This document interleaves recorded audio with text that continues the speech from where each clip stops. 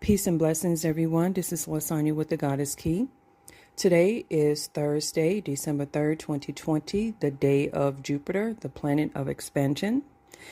And the oracle card that was pulled today is Oracle Wisdom. And the card reads, "You already know the answers to your questions. You realize what lies beneath the current situation and understand what is best for yourself. Rather than seek the opinions of others, trust your inner knowing. Like a wise oracle, you are able to see through the darkness and shed light on situations that might baffle others. Acknowledge this and journey to the dark chambers within, for that is where you'll find the insight you need to help you on your journey. There is no cause to seek the approval of others. You have all the knowledge you need at this time."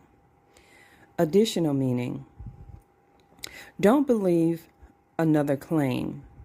You are in touch with the truth in this situation. Trust your inner wisdom and gut instinct.